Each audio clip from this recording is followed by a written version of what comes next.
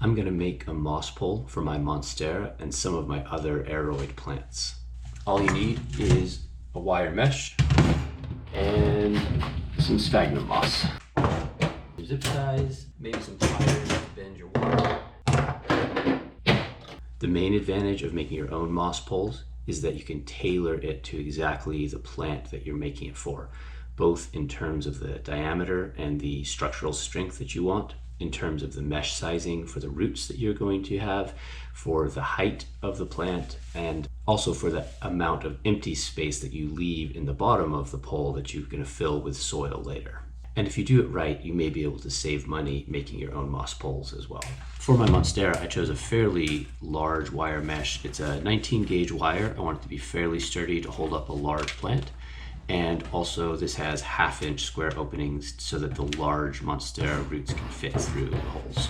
This piece of wire mesh is 5 feet long, and I'm gonna want that full length for my Monstera. And then I think I want a diameter at about 3.5 inches. So that means I need my circumference to be about 11 inches. I trimmed my wire mesh to size and then rolled it into a circle, which ended up being a lot harder than I thought. I used zip ties to hold it in place at first and then made it more secure with a wire wrap as well. Now that I've got those trimmed down, I'm gonna do a little more shaping on this to get it around the shape that I want, to get it kind of circular. And then the next step will be to fold in any wires that might poke out and poke me. For these moss poles, I'm gonna use sphagnum moss. It's supposed to have a bit better of water retention than some of the other options like Spanish moss.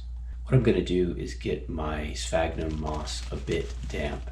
It comes from the store very dry, and I want to get it just a little bit damp, not soaking wet, before I put it in my moss pole. Finally, I'm going to stuff the sphagnum moss in, probably from both ends because it's so long, and I don't want it smashed in there, completely smashed, but I do want to fill up the upper portion of the moss pole. I left more than 1 foot on the bottom empty here because I'm going to put actual soil in there when I do put this in a pot. I'm going to make a smaller moss pole, probably about 3.5 feet long. This one I'm going to do a little bit differently. It's going to be a smaller diameter, so harder to stuff the moss in the end. So I'm going to put the moss on here before I close the attachments, but I've got it reasonably well curved around, so I don't think it'll be quite as hard to attach as the last one. This is the bottom end of my moss pole, and I'm going to fill up a couple more inches of moss. Then I'm going to wrap a piece of plastic around this to keep the soil in as I fill up the bottom several inches. Then I'm going to put my stone in the very bottom, which is going to help seal over my drainage hole a little bit. Put my pot over the top, and then I can invert the whole thing without losing the soil. So I'm just going to hand hold the plant while I fill it up with soil.